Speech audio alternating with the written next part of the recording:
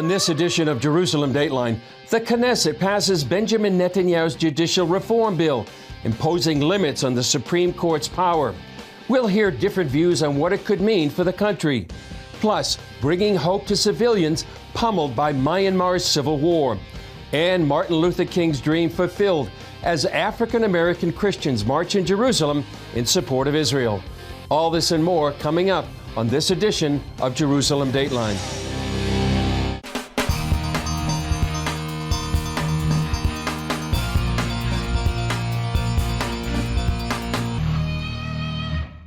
Hello and welcome to this edition of Jerusalem Dateline. I'm Chris Mitchell.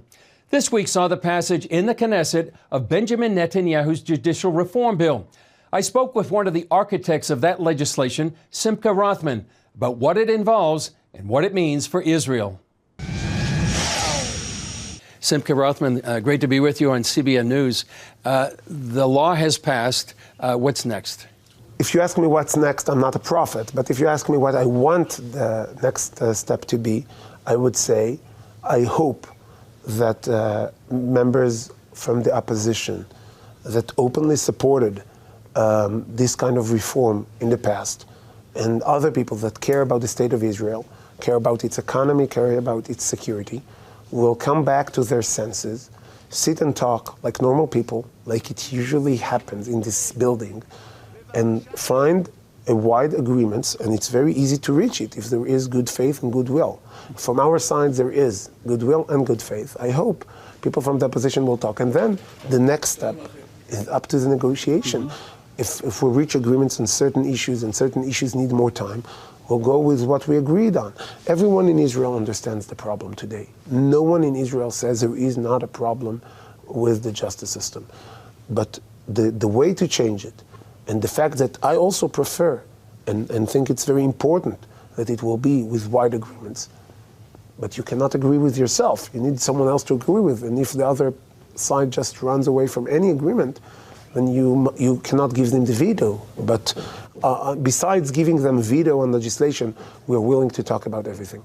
Who are the members of the opposition that actually proposed very similar or the exact legislation that you had proposed and just passed? So first, Gideon Sa'ar, it was in his website, word by word, the legislation, almost word by word, the idea that the reasonableness clause, which I know that sometimes lost in translation, no one wants the government to act unreasonably.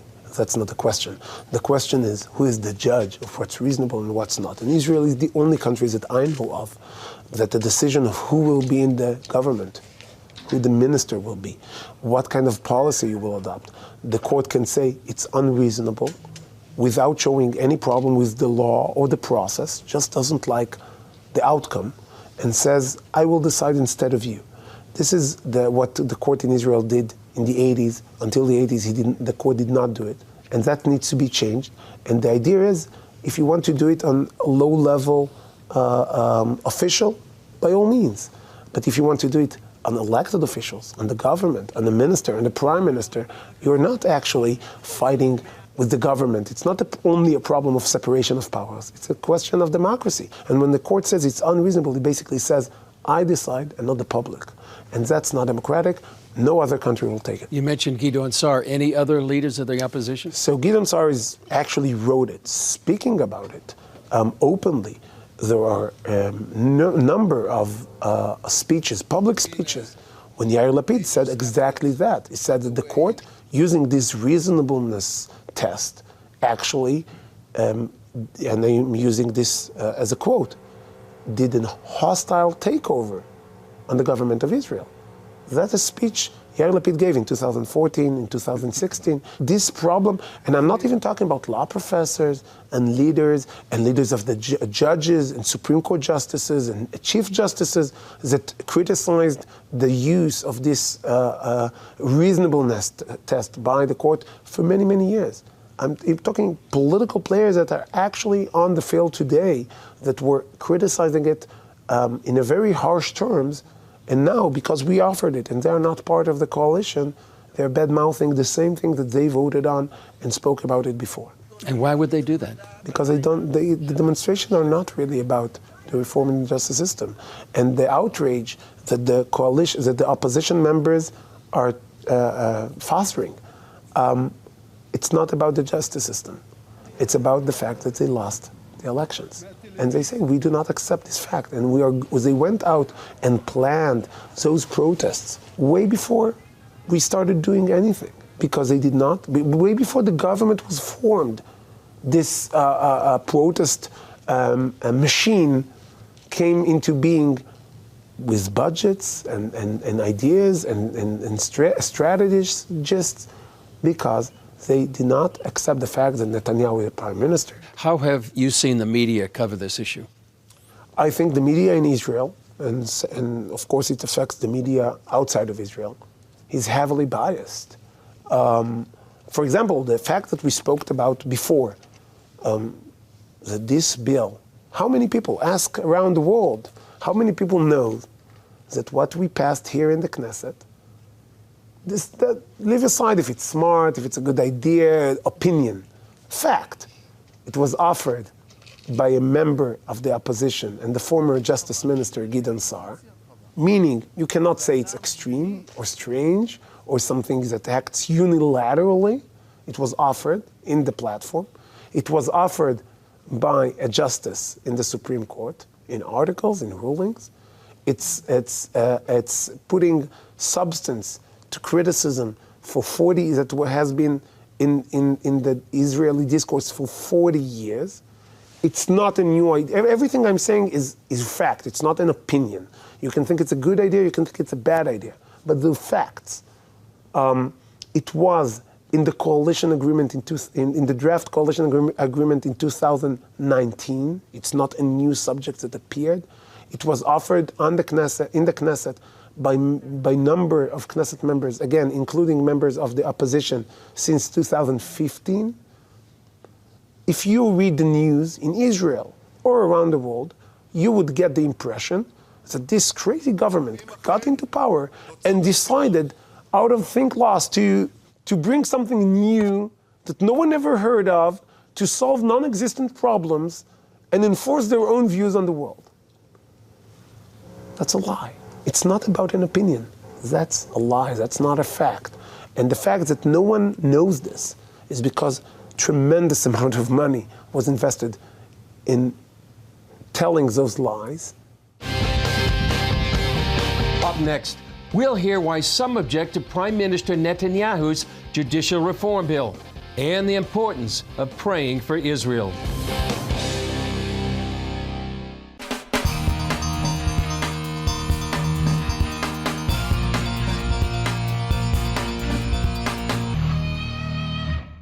Just as judicial reform was debated in the Knesset, it's still being vigorously discussed by Israelis across the country. I spoke with Ron Cantor from Shalanu TV about his views. Take a look. Okay, Ron Cantor, president of Shalanu TV, thanks for joining us. Tell us about the law that was passed this past Sunday. Okay, so it's called the reasonable law, or the extreme reasonableness law. And this is all part of a package that is being pushed through by the Netanyahu coalition. And what this did is it took away the Supreme Court's ability to look at an appointment and say, this isn't right. In America, we have, if the president appoints somebody that's not elected, they have to go through confirmation hearings. And if in the confirmation hearings they find out, oh, you've been in jail and you just got convicted of tax evasion, you're probably not the right guy for the job. We don't have that in Israel. In Israel, once you're appointed, the president approves it, and you're in. Yeah. What about the people that say that it's an arbitrary standard, not a legal standard, and what is reasonable to the judges might not be reasonable in other cases? Right. Well, then you have to have another mechanism. There is no other mechanism. Again, we don't have hearings. One question that we talked about, wasn't this a democratically elected government to have judicial reform on their agenda? That's a great question. So let me be clear. Israel is a democracy, but was this coalition democratically elected? Absolutely not. There's no such thing in Israel as a democratically elected coalition. We have many parties that run for the Knesset, and in this last Knesset, the Likud party, Netanyahu's party, won just over 25%. They were the largest party, but then what they have to do is now go around to other parties and get 51% of those seats in order to have a coalition. If they can't, then they go to new elections. Some people would say the former government with Lapid and Bennett was democratically elected as well, and they had, people from the far left to the far right, including an Islamist party. Would that have been a democratically elected coalition as well? No, there's no such thing in Israel. All you can do is vote for parties. After the votes, it's up to them to form a coalition. Earlier today, Ron, we were talking to Simcha Rothman, and he was saying that many of the members of the opposition right now, like Gidon Sar, even Yair Lapid, had proposed the very same language and law that they just passed, the reasonable law. In fact, Gidon Sar apparently had the same thing word for word. And yet they're calling this maybe anti-democratic or the establishment of a dictatorship. How would you respond to the fact that maybe they were proposing the same thing several years ago?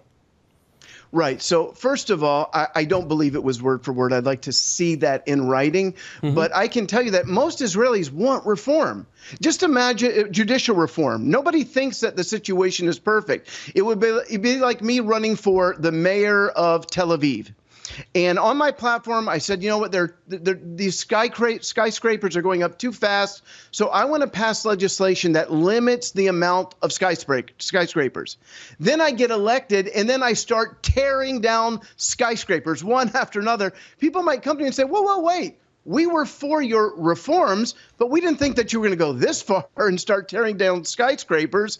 Everyone in the Israeli political scene is for some reform in the Supreme Court. We want balance. What we don't want is the complete declawing of the Supreme Court, because in Israel, you have the legislature and the executive as one unit. Do you understand? It's not like America, where you have the White House and the Capitol. You have the legislature that then forms a coalition under the prime minister. They're all one unit. So if you take away the power of the Supreme Court to have any say at all, and by the way, that's what they want to do. The end goal is to pass a law that would say that the Supreme Court cannot overrule any law.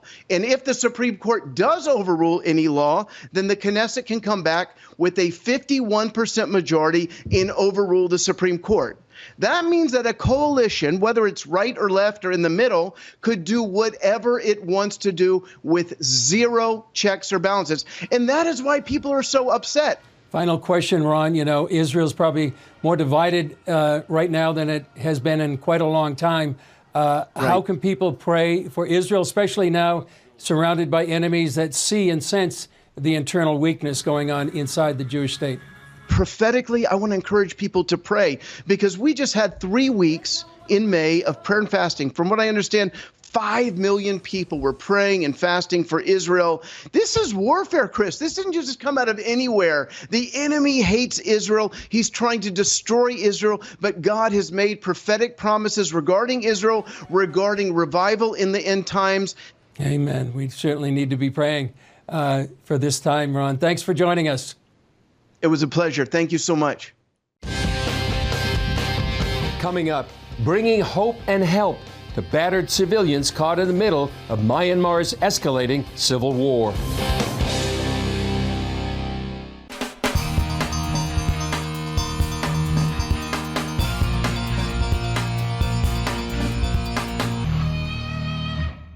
The Free Burma Rangers have been helping Christians in Myanmar for more than 20 years. Since a coup in 2021, the ruling military junta is attacking its own people, putting hospitals and churches in the line of fire. CBN's Chuck Holton reports.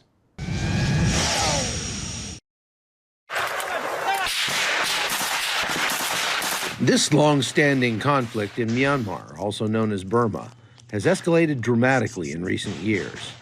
The country, ruled by a military dictatorship, has brutally cracked down on dissent. It's the longest running war in the world, 73 years. However, in the last 2 years, it's ramped up. That's because the dictators have clamped down even more. For years, the conflict stayed mainly between the government and ethnic hill tribes. It's now expanded to include many everyday Burmese as well. Housewives, engineers, doctors, elderly, young, old, students said, no, we're not taking it, and went to the streets. The Burma military's reaction was to gun them down. And people were in shock. They're killed by their own government. So then they started getting literally muskets, crossbows, rocks, and started fighting back. Well, then the ethnic forces have always been fighting. And they ran to the ethnics to get arms, which they got a few, and started fighting and formed what's called People Defense Forces. Those bearing the brunt of the attacks, however, are civilian targets, not rebel militias. We had over 200 airstrikes in 2 months. Every other airstrike hit a hospital, a church, or a displaced person hiding place. That's very intentional. The last 2 years alone, 3 million displaced. We have over 6,000 civilians killed by the junta in the last 2 years alone. Here in Karenni State near Pecan, the Burma Army bombed this medical clinic and medical unit that had an ambulance, and there are several other rules like it.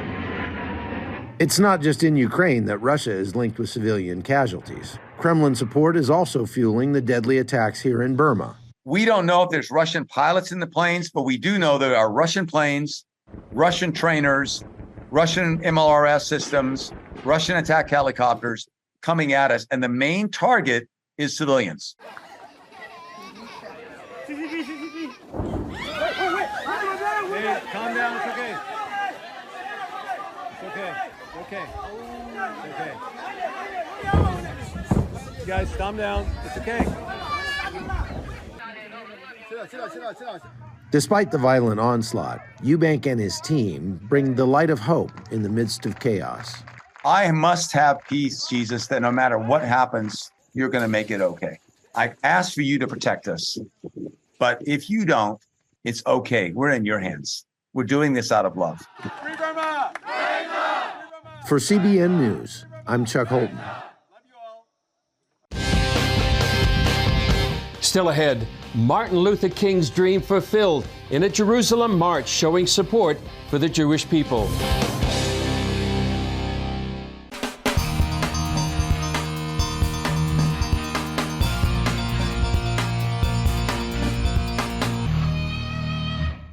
This week, several hundred African Americans came to Jerusalem to march down Martin Luther King Street, the city's tribute to the American civil rights leader.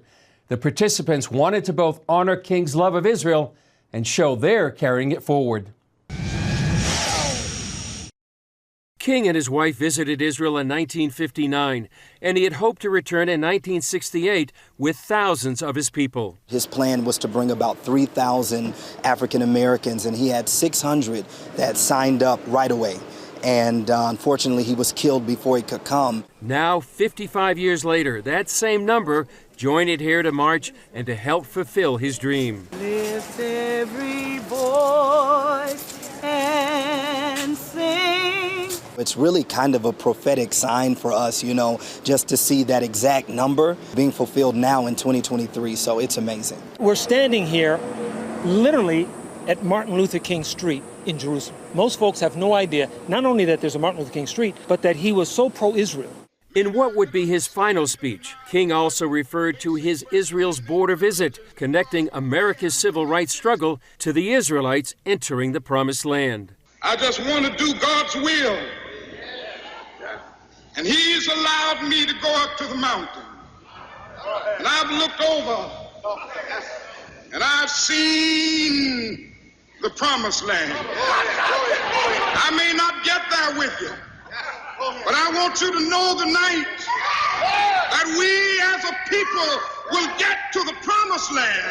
A Jerusalem deputy mayor pointed out the event's amazing timing, and that this same week Jews studied in the Torah about Moses leading his people to the Promised Land, but did not get to join them. Moses took the Jewish people, the Israelites, to the border of Israel, but did not get to go in with them himself. And that connects to Dr. Martin Luther King. And he went on to say that he may not get there with us, but we as a people will get to the promised land. And here we are, having just walked down Martin Luther King Street in Jerusalem. It's not a coincidence that you're here, that all of you are here on this ground. Everyone that I've talked to that came in my group of hundreds of people have told me that they felt summoned here. It was almost like something was pulling them to come at this specific time, and we all know who that someone was. I believe that that was the God of Israel, the God of Abraham, Isaac, and Jacob, literally summoning his people. What an amazing day this is. For truly, this is the day that the Lord has made, and we are rejoicing in it. I love the fact that these incredible spiritual leaders from the Black community in the United States and around the world are here in solidarity, in love, in showing us their support on Martin Luther King Jr. Street. Let us march on till victory is won. Black America loves you. Yes. Black America is standing with you. Yes. We are praying for the peace of Jerusalem by the tens of millions. Yes. And so we're thrilled to be able to carry this message to Israelis. I am so grateful that Dr. Coretta Scott King knew the heart that her husband had for Israel, and she continued that work. And just to have the women here in the land, it's so amazing because now we can teach our children, we can share with our children the importance of, or the significance of blessing Israel. I'm not worried about anything. I'm not fearing any man. Mine eyes have seen the glory of the coming of the Lord. Well, that's all for this edition of Jerusalem Dateline. Thanks for joining us. Remember, you can follow us on Facebook, Twitter, Instagram, and YouTube. And you can also access CBN content through our CBN News and other CBN apps. And don't forget to sign up for our email blasts so you can continue to receive all of our exciting CBN content. I'm Chris Mitchell. We'll see you next time on Jerusalem Dateline.